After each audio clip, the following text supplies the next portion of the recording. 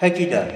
50,000 টাকার বাজেট হলে পুজোতে হয় 500 টাকা কি 1000 টাকা, আর বাকি টাকাটা সবই তামসিক কাজে। তাহলে সেই পুজো, এটার থেকে আমি নিজে বিচার করেছি বা আপনারাও বিচার করুন, পুজো আগের তুলনায় বেড়েছে। হ্যাঁ কি না? পুজো যত হবে দেশের বা এই প্রকৃতিতে মঙ্গলজনক হবে, তো মঙ্গলজনক কি হচ্ছে? হচ্ছে না। তার কারণ কি? তাহলে পুজো যথার্থ হচ্ছে না। ভগবান 2য় অধ্যায় 40 নম্বর শ্লোকে বলেছেন, দেহাভি ক্রমণ সহতি পত্তবায় ন বিদ্যুতে স্বল্পমাস্য ধর্মস্য ত্রায়তে বহুত ভয়া। এই সংস্কৃতের শ্লোক, আপনি সামনে আসুন না, কোনো অসুবিধা নেই। আরে আপনি ধুতি পরেছেন, সামনে আসুন না, উনি প্যান্ট শার্ট পরেছে পিছনে, ঠেক দিয়ে বসতে হবে। ঠিক আছে। এই 2য় অধ্যায়ে 40 নম্বর শ্লোকে ভগবান বলছেন কি, এই ভক্তিযোগের অনুশীলন কখনোই ব্যর্থ হয় না। এই এই বামনীরা, এই যে ছোট্ট বামন, এরা কি ভক্তি করছে? প্র্যাকটিক্যালি আজকের দিনে ভাবো, এরা কি একটা কথা ওদের কানে প্রবেশ হচ্ছে? এটা তো নিশ্চয়ই না, ওরা কোনো কিছুই বুঝছে না। আমি বলছি, এই ভক্তিযোগের অনুশীলনী কখনোই ব্যর্থ হয় না, তার কোনো ক্ষয় নেই। তার স্বল্প অনুষ্ঠানের ফলে মহা ভয় থেকে পরিত্রাণ লাভ করা যায়। ভগবান এই শ্লোকে কী বলতে চাইছেন? এই যে ভক্তিযোগ হয় 9 প্রকারভাবে ভক্তি হয়। শুধু মালা তিলক করলে ভক্তি হয় আর অন্য কিছু করলে ভক্তি হয় না, তা না। 9 প্রকারভাবে ভক্তি হয়। কী কী? প্রথম হচ্ছে শ্রবণ। প্রথমটা কি? শ্রবণ। শ্রবণের পরে কীর্তন, তারপরে অর্চন, বন্দন, দাস্য, সখ্য, আত্মনিবেদন। মনে হয় 9টা হলো না, প্রায় কোনো একটা ছেড়ে গেছে। প্রথমটা হচ্ছে শ্রবণ। এই ভগবান যে ভক্তির প্রথম অঙ্গ বলেছেন শ্রবণ, সেই শ্রবণের সময় কি কোথাও বলেছে যে তুমি দীক্ষা নাওনি শ্রবণ করতে পারবে না? তুমি মালা পরো নাই, তুমি শাড়ি চেঞ্জ করো নাই, তুমি শ্রবণ করতে পারবে না। ভগবানকে ভালোবাসতে হলে প্রথমে আপনাকে শ্রবণের গুরুত্ব দিতে হবে বেশি। আবার দেখুন, একটু এই যে আপনার মনুষ্য জীবন সৃষ্টি হয়েছে, এটা কার কৃপাতে? একটু বিচার করুন। আপনারা সবাই মানুষ এবং সবাইয়ের সুন্দর সবল সুস্থ দেহ লাভ করেছেন। এটা কার কৃপাতে মনুষ্য জীবন পেয়েছে? ভগবানের কৃপায়? আমি বলবো না। একটু চিন্তা করে বলুন, ভগবানের কৃপা আছে?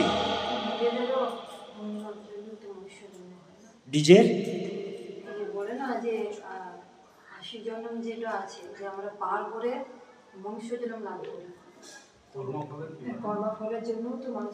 আপনি যেটা বলতে চাইছেন 84 লক্ষ জড়ি ভ্রমণ করার পরে মনুষ্য জীবন, তাও গ্যারান্টিযুক্ত নয়, তাও আসবে না 84 জড়ি ভ্রমণ করলেও। 84 জড়ি সেটা বোঝাচ্ছে অন্যভাবে। আমি বলবো যেটা বলছিলাম, এই যে মনুষ্য জীবন লাভ করেছি, এটা কার কৃপাতে?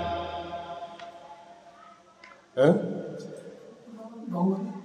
ভগবানের কৃপাটা আরছি, তার না।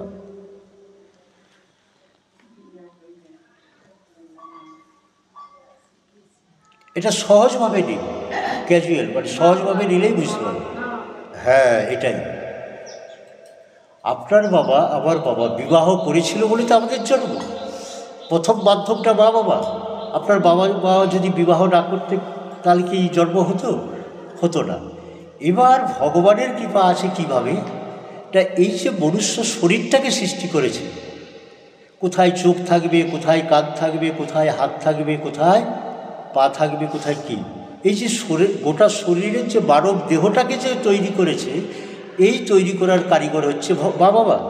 নিশ্চয়ই না, এটা হচ্ছে ভগবান।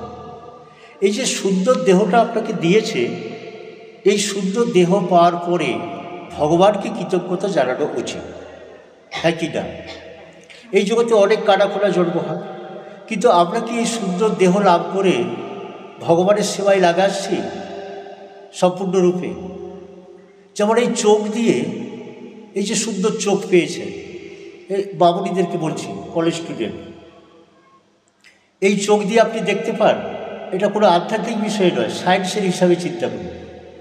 আপনি কি চোখ দিয়ে দেখতে পান? আমি বলবো না, ব্যাখ্যাও করব। এখন কিসের আলো আছে বাইরে? সূর্যের আলো আছে।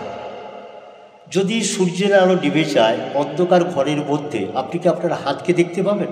তখন তো চোখ উপস্থিত থাকে, চোখ থাকে না? না, চোখ থাকে। তাহলে কি অন্ধকারের মধ্যে আপনার নিজের দেহের হাতকে দেখতে পান? তাহলে চোখ দেখতে পায় না, চোখ মাধ্যম চায়, হ্যাঁ কি না? আলোর মাধ্যমে আপনার দৃষ্টিশক্তি পড়ে, কিন্তু সরাসরি আপনার এই চোখ দেখতে পায়। তো সেই জন্য ভগবান যে এত সুন্দর চোখ দিয়েছে, এই চোখের কাজ কি? ভগবানকে দেখা।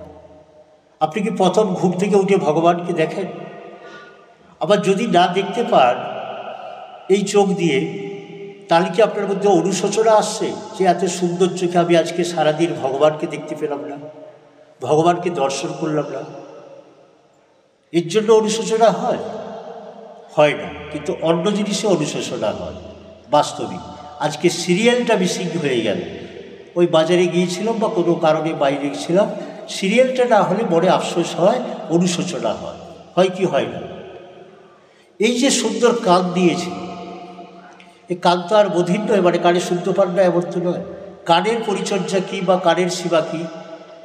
কানের মাধ্যমে ভগবানের কথা শোনা। শ্রবণ হয় দুরূপকার। এক হচ্ছে গদ্য পড়ার মাধ্যমে শ্রবণ হয়, কোনো সাধু সঙ্গে শাস্ত্র পড়ছেন তিনি বা বলছেন, সেভাবে শ্রবণ হয়।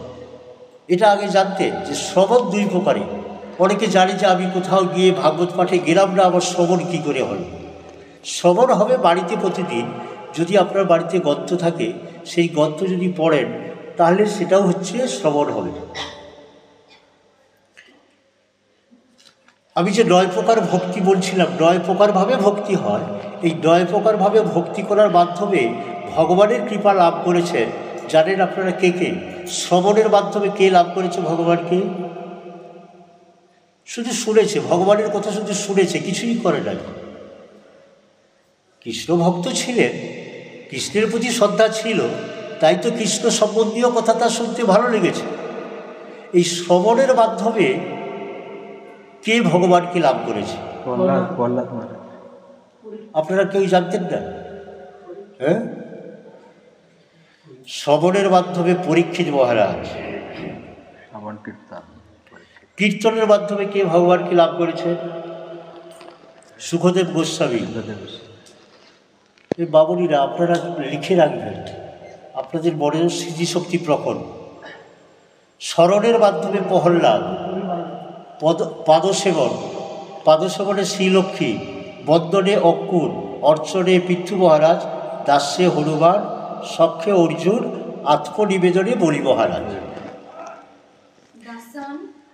দাস্যে বাণী, দাস ভেবে ভগবানের সেবা করা। হনুমান পরম ভক্ত, রাম ভক্ত হনুমান, তিনি যা বলবেন তিনি ভগবানের দাস রূপে তিনি ভগবানকে লাভ করেছিলেন। এই যে ভগবত ভক্তি করার উদ্দেশ্য কি? এই যে আমরা কৃষ্ণ ভক্তি করব, এর উদ্দেশ্য কি? এই জগতে লাভ ক্ষতি খুঁজে না।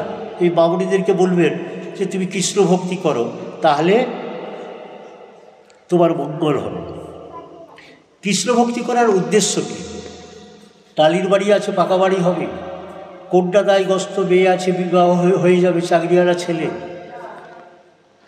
চাকরিওয়ালা ছেলে, হায়ার এডুকেটেড করে ছেলে বসে আছে, কারখানায় চাকরি পেয়ে যাবে। এর জন্য কৃষ্ণ ভক্তি না।